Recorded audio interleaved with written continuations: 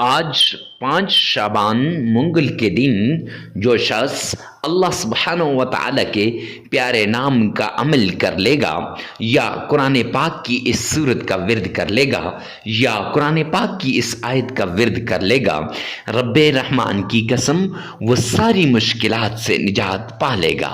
یہ دولت والا منگل آ گیا، یہ دولت والا دن آ گیا، یہ رزق میں اضافے والا دن آ گیا۔ اور جو لوگ آج تک شکایت کرتے تھے کہ وظائف اثر نہیں کرتے، آج کے دن اس وظیفے کو کر کے دیکھیں، بڑی شدت سے انتظار تھا اس دن کا۔ معزز سامعین کرام، جو شخص بھی اس وظیفے کو کرے گا وہ دیکھتے ہی دیکھتے ارب پتی بن جائے گا۔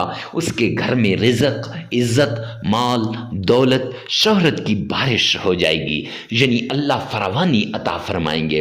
اور جو شخص اس کو آگے شیئر کرے گا اپنی اولاد کے اندر، اپنے خاندان کے اندر، اپنے چاہنے والوں کے اندر، اللہ کریم اس کی مشکلات کو غیب سے دور کر دے گا۔ اپنی تکلیفوں کو ختم کرنے کے لیے، اپنی مشکلات سے نجات پانے کے لیے اس عمل کو لازمی کیجیے گا۔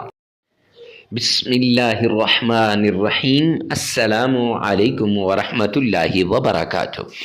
معزز سامعین کرام، آج جو ہم آپ کی خدمت میں حاضر ہوئے ہیں، یہ مصائب، تکلیفوں، پریشانیوں سے نجات کا وہ آزمودہ عمل لے کر حاضر ہوئے ہیں، بیماریوں سے نجات کا وہ مجرب عمل لے کر حاضر ہوئے ہیں جو بڑے سے بڑے پیر نے اپنے خاص مرید کو دیا ہو، یعنی پیران پیر شیخ عبد القادر جیلانی رحمۃ اللہ علیہ اور حضرت حسن بصری رحمۃ اللہ علیہ، ان سے بھی بڑے پیر جناب نبی کریم صلی اللہ علیہ وآلہ وسلم نے اپنے خاص صحابہ کرام کو دیا ہے، اس کو لے کر آپ کی خدمت میں حاضر ہوئے ہیں۔ معزز سامعین کرام، جب انسان مشکل میں پھنس جاتا ہے، تکلیف میں پھنس جاتا ہے، پریشانی آ جاتی ہے، اس وقت اپنے رب کے در پہ آتا ہے، اپنے اللہ کو مناتا ہے اور اپنے اللہ کے سامنے سجدہ ریز ہو جاتا ہے۔ جو اللہ کی طرف جھک گیا، اپنے رب کی طرف آ گیا، وہ تو کامیابی پا لیتا ہے، لیکن جو لوگوں کی طرف جاتا ہے پھر اسے پتہ چلتا ہے کہ کون اپنا ہے اور کون بیگانہ ہے۔ اپنے قریبی رشتہ دار بھی اس سے تعلق کو توڑ دیتے ہیں اور اپنے قریبی دوست بھی اسے چھوڑ کے چلے جاتے ہیں۔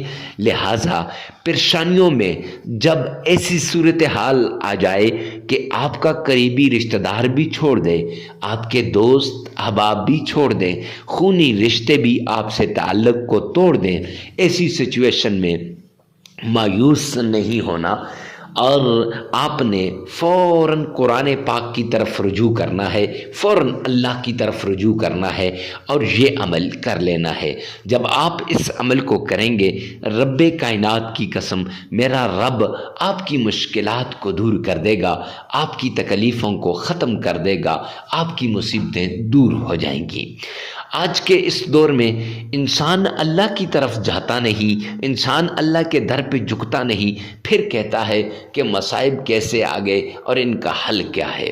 اکثر لوگ مجھے کہتے ہیں مفتی صاحب ہم نے وہ وظیفہ کیا اور فلاں نے بھی وہ وظیفہ کیا، اس کو تو بڑا افاقہ ہوا، اسے تو کامیابی مل گئی، اس کو تو اللہ نے ارب پتی بنا دیا، لیکن مجھے کچھ بھی نہیں ملا۔ ارے وجہ کیا ہے؟ اور کچھ کمنٹ میں کہتے ہیں کہ حضرت بیان نہ کریں۔ اور میرے پیارے بھائیوں بہنوں، بیان تو ہم پورا دن کرتے رہتے ہیں، لیکن یہاں کچھ ضروری باتیں ہوتی ہیں جو شیئر کرنا لازمی ہوتی ہیں۔ دیکھیں نا، جب رزق کی پریشانی ہو، مال کی پریشانی ہو، دولت کی پریشانی ہو، جاب کی پریشانی ہو، اولاد کی پریشانی ہو، تو انسان مارے مارے کہاں سے کہاں نہیں جاتا۔ تو کیا 2-4 منٹ کے لیے بیٹھ کے اللہ کی رضا کے لیے اس عمل کو سن لینا، پھر اپنے رب کے نام کو، پھر اپنے رب کے کلام کو، پھر اپنے رب کے قرآن کی آیتوں کو پڑھ لینا، کیا یہ کوئی مشکل کام ہے؟ نہیں میرے بھائی۔ تو یقین جانیے جو صدقے دل سے کرے گا من کی ساری مرادوں کو پالے گا، تکلیفیں دور ہو جائیں گی، مصیبتیں ختم ہو کے رہ جائیں گی۔ جو باتیں میں نے گنی ہیں یہ ساری باتوں کے لیے ایسا عمل ہے کہ آپ سوچ بھی نہیں سکتے۔ یوں کہوں تو غلط نہ ہوگا کہ یہ اللہ کے غیبی خزانوں کی چابی ہے، یہ اللہ کے غیبی خزانوں کو کھلوانے والی چابی ہے۔ یہ جاب کے لیے، یہ اپنی پریشانی کو دور کرنے کے لیے، بے اولادی کے خاتمے کے لیے ایسا مجرب عمل ہے کہ آج تک اس جیسا عمل دیکھا نہیں۔ پرانی بیماری ہو جڑ سے اکھڑ جاتی ہے، لیکن شرط یہ ہے صدقے دل سے کریں اور پوری توجہ کے ساتھ کریں، اور اس بات کا خیال رکھیں کہ آپ پورے وظیفے کو کر رہے ہو، کوئی چیز رہ نہ جائے۔ اکثر لوگوں سے رہ جاتی ہیں، شرائط رہ جاتی ہیں یا وظیفہ رہ جاتا ہے، تو شرطوں کو بھی پورا سننا ہے اور اس کے بعد پورے عمل کو کرنا ہے، اور اس سے پہلے ویڈیو کو ثواب کی نیت سے صدقہ جاریہ سمجھ کر شیئر کرنا مت بھولیے گا۔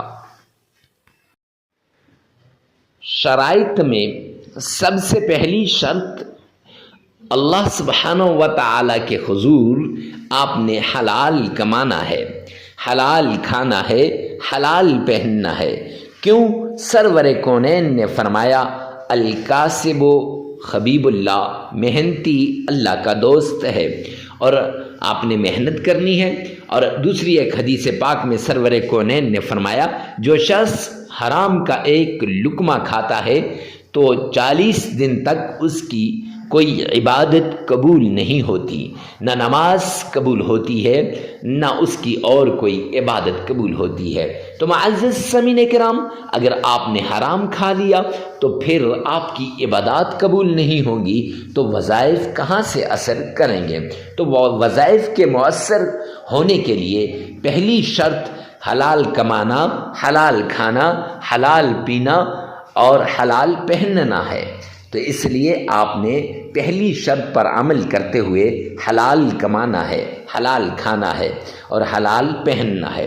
دوسری شرط آپ نے نماز کی پابندی کرنی ہے، کیوں اللہ کا اعلان ہے قرآن پاک کے اندر وَمَنْ أَعْرَضَ عَنْ ذِكْرِي فَإِنَّ لَهُ مَعِيشَةً ضَنْكًا، جو میرے سامنے جھکنے سے اعراض کرے گا، جو میری یاد سے غافل ہوگا، جو مجھے یاد نہیں کرے گا، قرآن کی تلاوت نہیں کرے گا، نماز نہیں پڑھے گا، فرمایا فَإِنَّ لَهُ مَعِيشَةً ضَنْكًا، میں اس کی معیشت کو تباہ و برباد کر کے رکھ دوں گا۔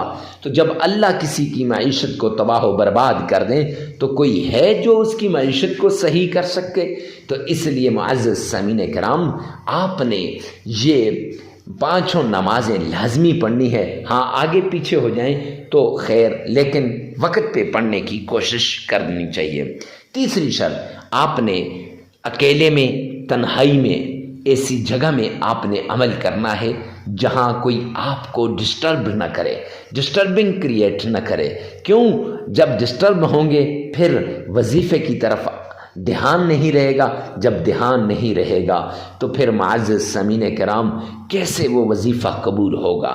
لہٰذا وظیفہ کرتے وقت جس مشکل کے لیے، جس بیماری کے لیے، جس تکلیف کے لیے، جس چیز کے لیے آپ وظیفہ کر رہے ہیں، اس چیز کو، اس بیماری کو، اس مشکل کو، اس تکلیف کو آپ نے سامنے رکھنا ہے اور اس کو ذہن میں رکھ کر پھر آپ نے عمل کرنا ہے۔